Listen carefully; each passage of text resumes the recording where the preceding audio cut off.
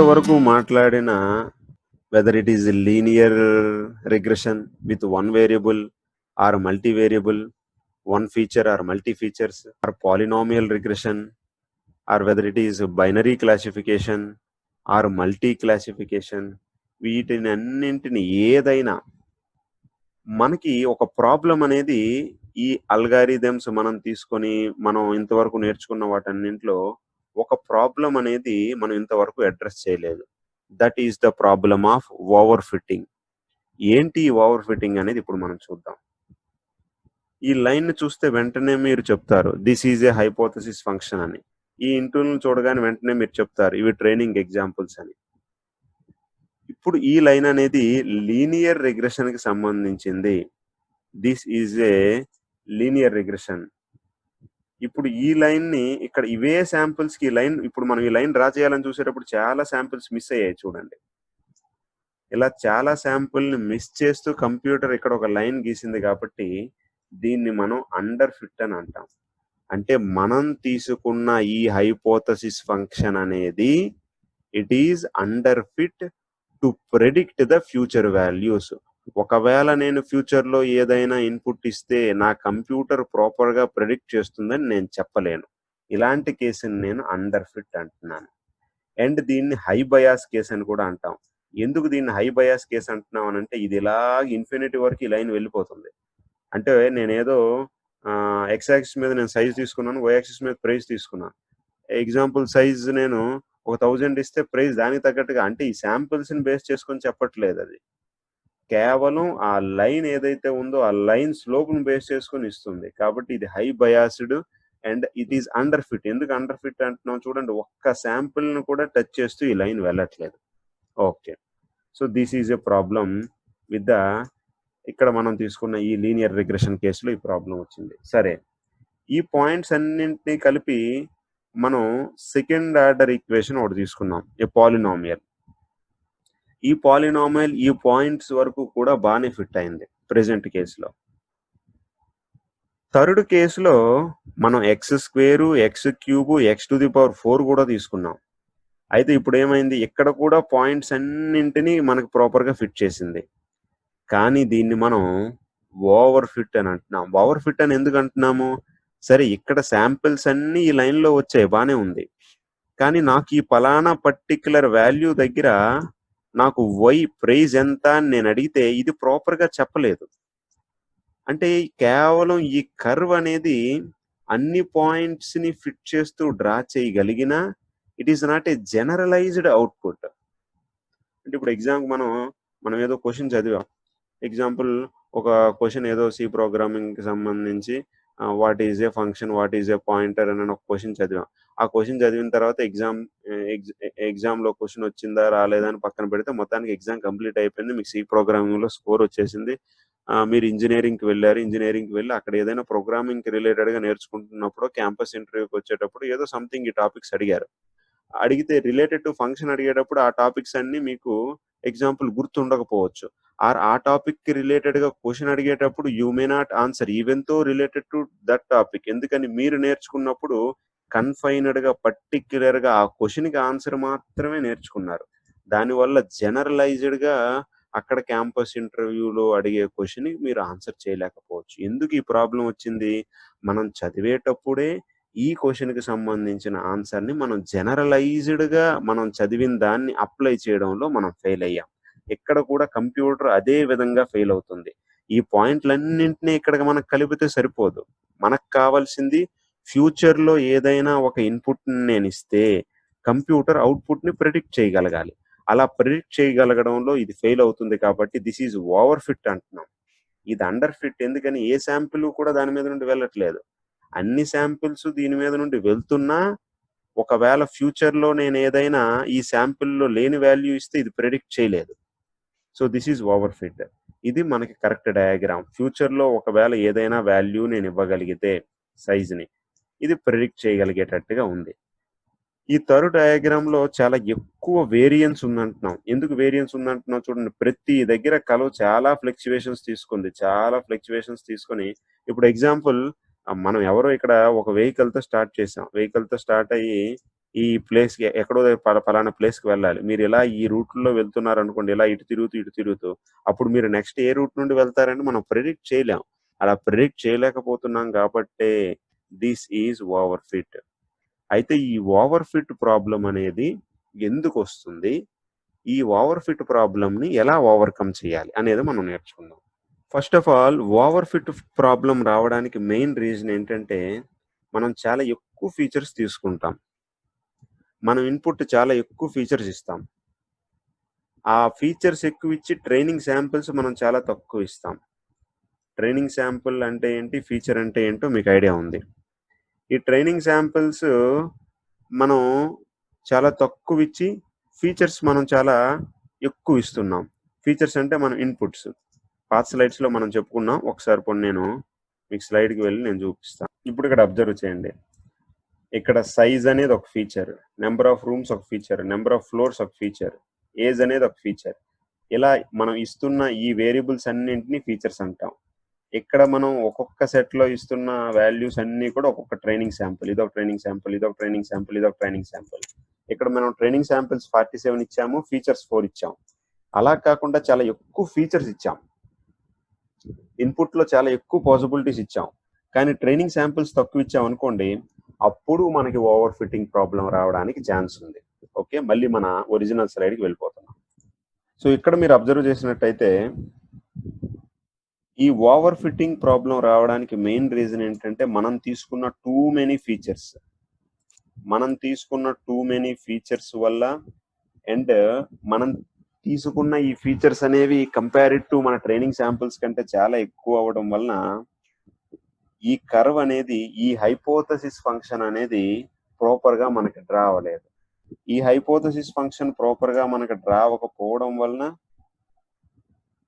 ఫ్యూచర్లో వచ్చే వాల్యూస్ని నేను ప్రిడిక్ట్ చేయలేకపోతున్నాను. కాబట్టి this is not a proper algorithm. మనం కంప్యూటర్ని ఉపయోగిస్తున్నది ఫ్యూచర్లో ఈ ఫలానా వాల్యూ ఇస్తే ప్రాపర్గా ప్రిడిక్ట్ చేయమని. అలా ప్రిడిక్ట్ చేయకపోతే మరి నాకు కంప్యూటర్తో ఫ్యూచర్ని ప్రిడిక్ట్ చేస్తుందని నేను తీసుకోలేను కదా ఇక్కడ. సో ఈ ఓవర్ ఫిట్ ప్రాబ్లమ్ను మనం ఏ విధంగా ఓవర్కమ్ చేద్దామో చూద్దాం. సో ఫస్ట్ లాజిస్టిక్ రిగ్రెషన్లో ఇంతవరకు మనం లీనియర్ రిగ్రెషన్లో ప్రాబ్లం ఎలా వచ్చిందో మాట్లాడాం. ఇప్పుడు లాజిస్టిక్ రిగ్రెషన్లో ప్రాబ్లం ఎలా వస్తుందో ఓవర్ ఫిట్టింగ్ ప్రాబ్లం చూద్దాం. లాజిస్టిక్ రిగ్రెషన్ ఆ పేరు ఎందుకు పెట్టుకున్నాం అని అంటే సిగ్మాయిడ్ ఫంక్షన్ అని మనం చెప్పుకున్నాం. ఇప్పుడు ఇందులో చూడండి, ఇక్కడ నేను డ్రా చేసిన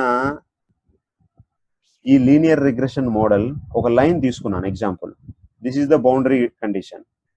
ఈ బౌండరీ కండిషన్ తీసుకొని ఈ బౌండరీ కండిషన్ పైన ఉంటే పాజిటివ్ కేసు, కింద ఉంటే నెగిటివ్ కేసు అని తీసుకున్నాను. కానీ నిజానికి చూడండి, ఈ బౌండరీ కండిషన్ పైన కూడా డిఫరెంట్ నెగిటివ్ కేసుల వాల్యూలు ఉన్నాయి.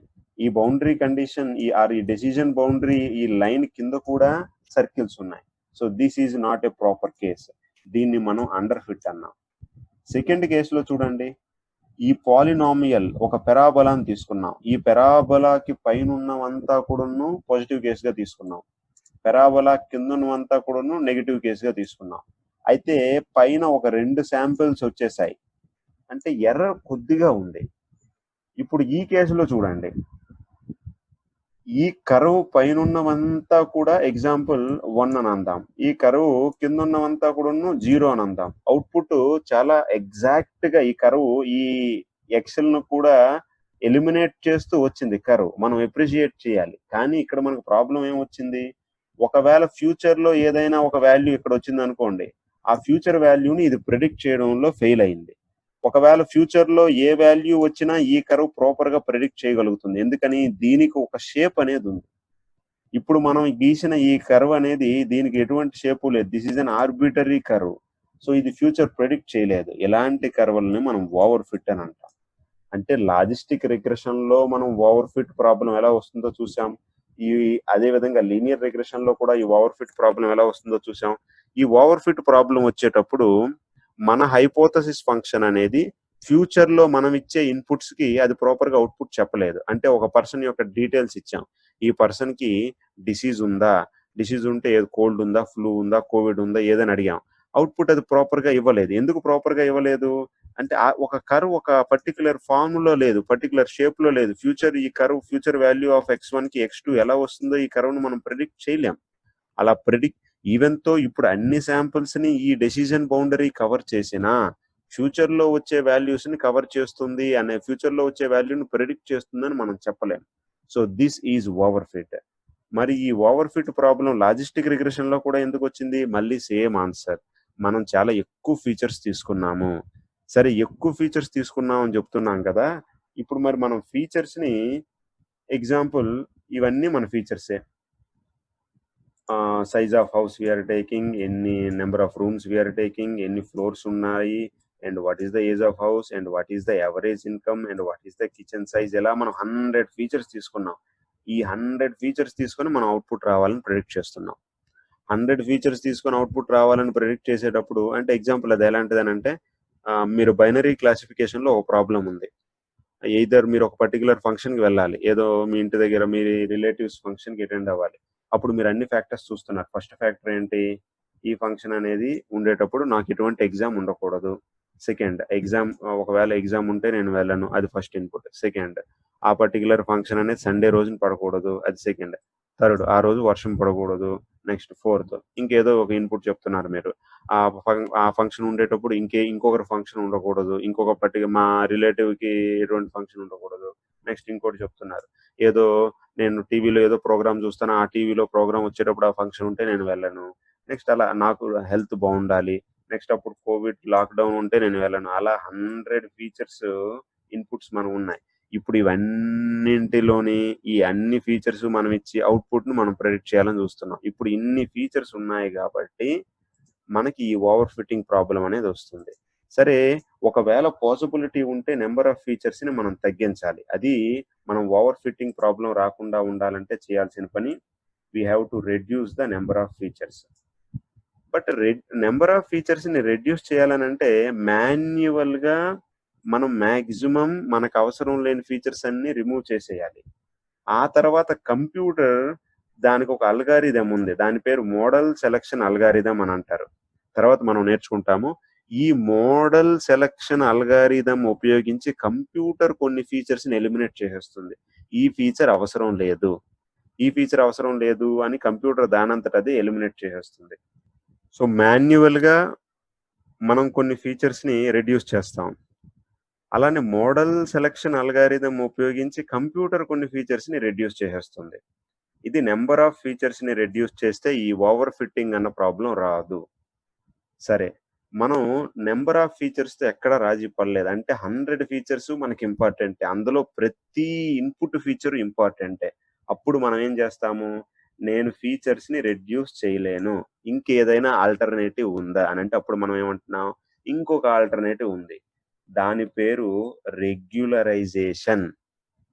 ఎలా అయితే మనం ఎలక్ట్రానిక్స్ లో వన్స్ మనం ఫిల్టర్డ్ అవుట్పుట్ రెగ్యులేటర్ కి పంపిస్తున్నాము స్టెబిలిటీ కోసం, ఇక్కడ మనం ఫీచర్స్ ని తగ్గించలేము, ఇంకా ఈ ఓవర్ ఫిట్ ప్రాబ్లమ్ ని ఓవర్కమ్ చేయడానికి ఇంకా ఏదైనా నాకు సొల్యూషన్ ఉందా?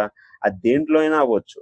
అది లీనియర్ రిగ్రెషన్ లో అయినా అవ్వచ్చు, పాలినామియల్ రిగ్రెషన్ లో అయినా అవ్వచ్చు, బైనరీ క్లాసిఫికేషన్ అయినా అవ్వచ్చు, మల్టీ క్లాసిఫికేషన్ అయినా అవ్వచ్చు. దేంట్లో అయినా మనకి ఈ ప్రాబ్లమ్ వస్తుండేటప్పుడు ఈ ఓవర్ ఫిట్టింగ్ ప్రాబ్లమ్ ని అవాయిడ్ చేయడానికి we are choosing the method regularisation. Regularisation ఏం చేస్తుంది? అన్ని ఫీచర్స్ ని ఉంచొచ్చు, మనకు ప్రాబ్లం లేదు, రెడ్యూస్ చేయమని చెప్పదు. బట్ ఆ ఫీచర్స్ యొక్క మ్యాగ్నిట్యూడ్ అంటే ఆ ఫీచర్స్ కి సంబంధించిన పారామీటర్స్ ఏవైతే తీటా ఉంటున్నాయో, ఆ తీటా మనం ఆల్రెడీ పారామీటర్ మ్యాట్రిక్స్ గురించి డిస్కస్ చేసాం. ఈ తీటా వాల్యూస్ ని తగ్గిస్తుంది రెగ్యులరైజేషన్ లో.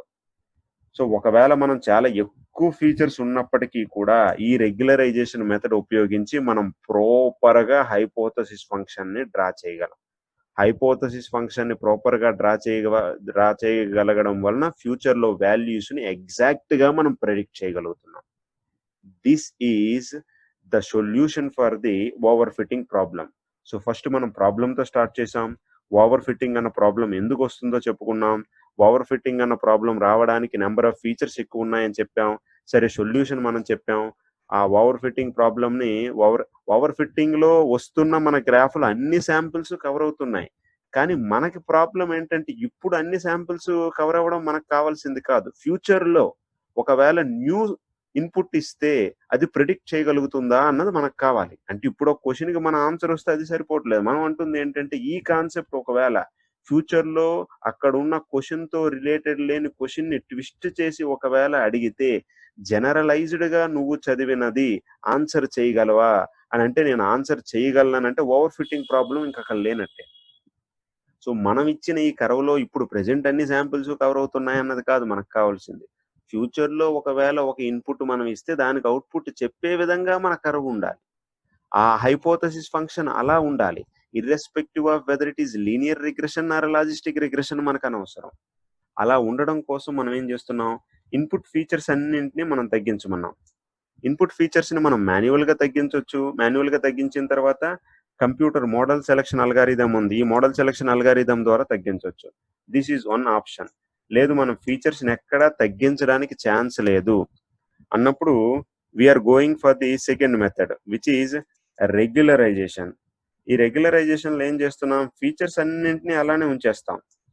ఫీచర్స్ అన్నింటిని అలానే ఉంచేసి ఈ పారామీటర్ మ్యాట్రిక్స్ ఏదైతే తీటా నాట్, తీటా 1, తీటా 2 ఇవన్నీ ఎలా అయితే ఏవైతే ఉన్నాయో వీటిని మనం రెడ్యూస్ చేయాలని చూస్తాం. దానివల్ల మన ఫీచర్స్‌ని తగ్గించకపోయినప్పటికీ కూడా ఈ ఓవర్ ఫిట్టింగ్ ప్రాబ్లమ్‌ని మనం ఓవర్‌కమ్ చేయగలుగుతాం. దాని గురించి మనం డిస్కస్ చేద్దాం.